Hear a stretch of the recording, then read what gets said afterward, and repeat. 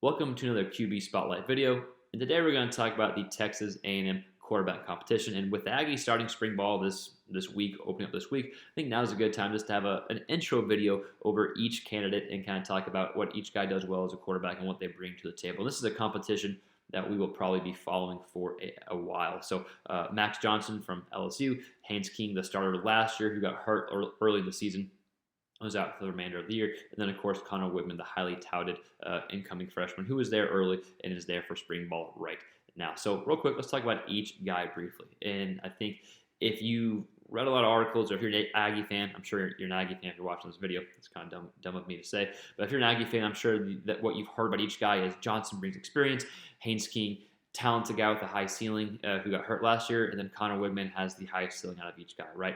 So that's kind of what you're hearing if you're kind of looking at message boards or just kind of listening to different A&M circles. But let's break that down to a bit more detail. So with Max Johnson, we're going to look at some film from UCLA, against UCLA last year and against Mississippi State. And with Johnson, you're going to see the ability to process information very quickly. So from pre-snap to post-snap, meaning if the defense shows one thing pre-snap and they do something else post-snap, he's able to process that info pretty well and deliver a good ball. He's got a lot of experience, yes, and with that experience, he has 35 touchdown passes, right? Yeah, 35 touchdown passes through the air and only 7 interceptions. So really good job, TD to interception ratio, takes care of the football. Again, the experience factor is a thing, but he's experienced because he's been a good quarterback and he's been deserved a chance to play. So he had a pretty good year last year at LSU and was probably blamed for more things that weren't really his fault, right? Max Johnson, I think, very good quarterback, good candidate. Again, good ability to process information. Also a better athlete than people think. Haynes King, probably the best athlete of the three. Really good runner, has good arm strength. Again, we only saw a few clips last year at Kent State, then got hurt against Colorado, I believe. So he showed some good things. He showed good arm talents. Also showed the inexperience as well, right? Which led to a few of those interceptions. So we're going to look at a few clips there because I think Haynes King is kind of I don't know if he's the unknown, if you will.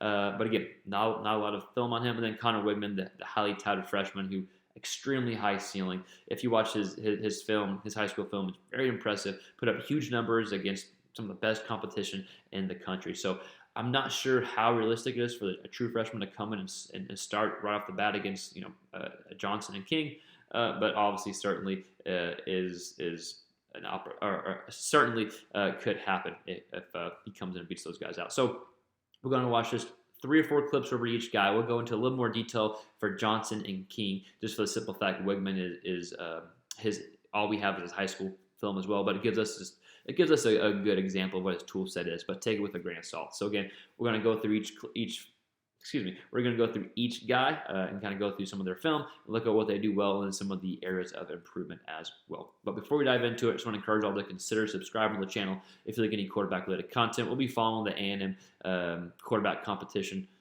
for its entirety. But right now, this is kind of just the intro video, a few clips of each guy, and let's go ahead and get into it. All right, so here's Johnson here, and a really good example of him processing information from pre-snap to post-snap. We'll go ahead and watch it here, and then kind of talk about it. We'll see the tight end come across the field for a big play here. But again, processing information, getting the ball out quick.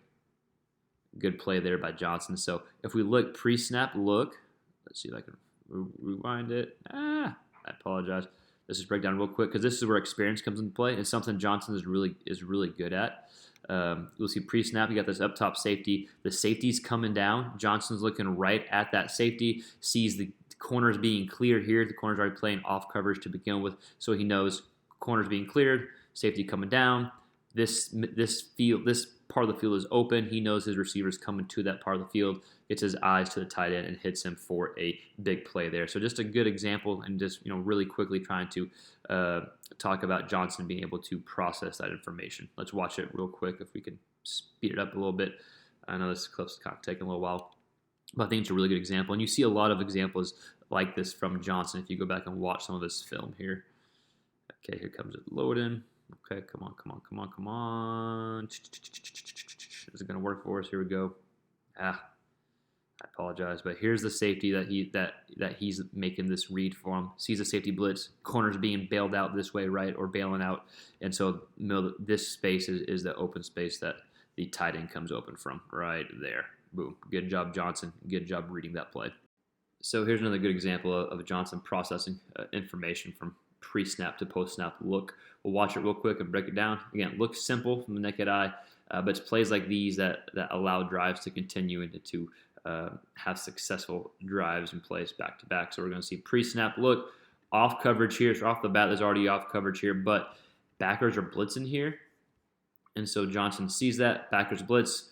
When you're, at quarterback school 101, right, or any college or high school, quarterback coach is going to teach the quarterback wherever the blitzer is coming from, that's where you throw the ball. That's where space is, especially when you are 10 yards off line scrimmage if you're a DB. Ball comes out exactly where the blitzers came from. Ends up being a good gain on, I believe, first or second down here. But we'll watch the end zone angle real quick. Again, you see Johnson sees one thing pre-snap. Here we go.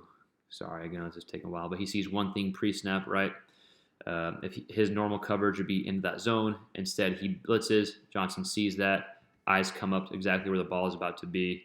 Ball comes out. Nice, easy play there. But again, experience does help that processing information. So great play by Johnson here versus the blitz. Again, good anticipation throw. UCLA brings, I think, 8 here, or at least 7. Brings 7. Ball comes out before the receiver turns. Good job by Johnson. Good experience, or good example of what experience can do for you, right? But also just a smart quarterback, right? Blitzing, off coverage again. Ball is out now before the receiver even breaks, right? You got, 4 yards of separation. Johnson throws the ball and takes a hit. Boom. Good job there by Max Johnson. So again, just the experience factor kind of leads to those type of throws. Able to see the blitz anytime a defense is bringing 7. You need to be able to get the ball out quick. Exactly what Johnson does. We'll watch it one more time. Again, bringing 7, takes the shot. Good ball there versus blitz.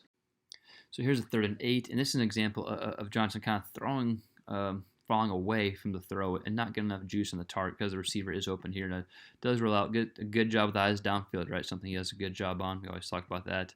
But then he throws kind of fading away and is not able to put enough juice on it. It's okay to throw on the run, but you can still kind of square up towards your target and put some juice on it. You see the receiver is open, and you can argue if you should have cut it or not. But not a lot of juice in the ball, and he was open. Just an example of something you want to work on so you can throw a more catchable ball and get a little more juice on it.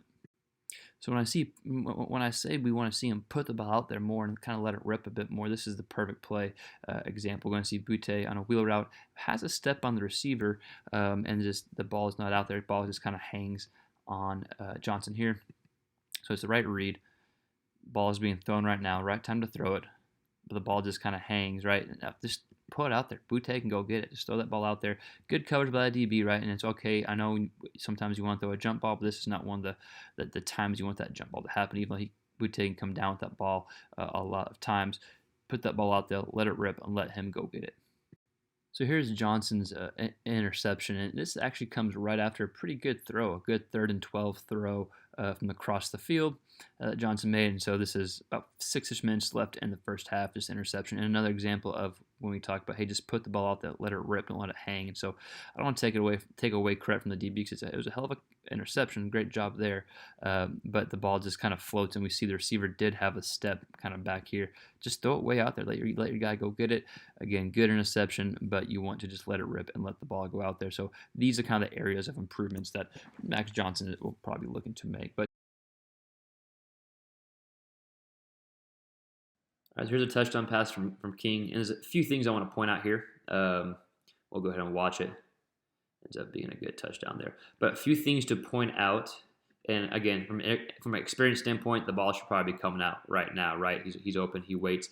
But I do think it's a good example of his arm strength from the right hash of the field all the way to the left side of the field. That's 10 air yards this way plus that way. That's probably 30-ish yards, and it's a pretty good strong throw. So show him plenty of arm strength to make throws like that. So it's an encouraging sign there. So the 2 takeaways are, with more experience, hopefully the ball's out quicker, less likely for that to get intercepted. But then it shows his arm strength here. We'll watch from the right hash of the field. Ball comes out, some zip on it for a touchdown. 2 takeaways. All right, here's a throw from King that really demonstrates his upside here. It's going to be a little deep bang route. Post right here, right? Hits him right in hands. The receiver just drops it there. So, again, shows arm strength, anticipation, and the ability to fit the ball into a tight window. We can see it from this angle a little bit better.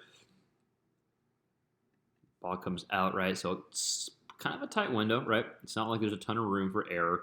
Hits his guy in stride right there, just drops a pass there. But again, that shows the upside that King does have and the ability that he does have as a thrower. All right, so here we got a downfield throw from King, fitting the ball into a zone coverage here from the left hash of the field. Thrown to the right side of the field, sits him down. It's a good long throw on a line. Receiver kind of bobbles the ball there. But still, good throw. Let's watch it one more time from that angle. Here we go. Let's see, boom. I think this is a good example of King having plenty of arm strength, just like the last two videos we watched. Plenty of arm strength, ability to push the ball downfield, fit the ball into a window as well. Let's watch this angle here. If it loads on us, let's see. Here we go. Good throw there by King. So a quick clip showing King's ability to run here. Something that could separate him. Quick rollout. Able to get upfield. Yeah, you see the acceleration, breaks the tackle, first down there. So again, something that, if it comes down, if it's neck and neck, then potentially King's legs could separate him in this quarterback competition. We'll watch this point of view real quick. Just a rollout. Very athletic guy. Maybe reminds you a bit of Kellen Mond as far as being a athletic guy outside the pocket. So last clip we'll watch of King, of this brief film breakdown, if you will. And here's an interception thrown to the receiver at the bottom of the screen, or he's thrown to here. A few reasons why this forcing the ball doesn't need to be thrown right there. It's good coverage. But if you do throw the ball, you'll see he's late in the throw, right? The ball should be out right now as he's breaking, right? Still probably wouldn't recommend throwing that type of coverage, but ball should be out now. Waits for a second, then the ball comes out, easy read and break for the DB for an interception, excuse me. So I think throws like that do come from the experience factor, right? Not throwing those type of throws and thinking you can fit the ball into any window, probably like you were able to in high school. So just an example there of one of his interceptions. All right, here's some clips from Connor Wigman, his junior year. I'm not going to break film down too much of high school, but you see plenty of arm strength there, right? Throwing the ball from the right hash to the left side of the field. Here we see him roll out, making a play. Another deep ball, plenty of arm strength. Ball thrown on the line for a touchdown. Let's watch 2 more plays here, just to get an idea of kind of what he brings to the table. Again, you see him outside the pocket, touchdown outside the pocket using his legs. And then we're going to see one more throw, another good strong arm throw down the middle of the field right here. Again, against really good competition in Texas. Throws a strike. Boom, big play there. So just a few clips of what Wigman brings to the table. Again, it is high school clips, so take it with a grain of salt, but still gives us an idea of his skill set and the tools that he does have as a quarterback. Extremely high ceiling. Again, playing against some of the best competition in the country down in Texas. So just a few clips that showcase his ability as a quarterback. So just to recap, Max Johnson, we saw his ability to process information and do it efficiently, something that helps keeps drives alive and helps the offense be sustainable. With Haynes King, not a bunch of film, but you did see the talent is there, right? It's just an experience factor to kind of let that talent evolve. And then with Connor Wigman, you just saw 4 clips, but did showcase his talent and how good he was in high school. But I want to hear from you. What do you think about the A&M quarterback competition? What do you think about the room in general? Who do you think is going to win? Let us know all the details in the comments below. And again, if you like this video, you like this type of content, please consider subscribing to the channel. We put out quarterback content regularly. So anyways, that's all she wrote today. We'll see you next time in the next QB Spotlight video.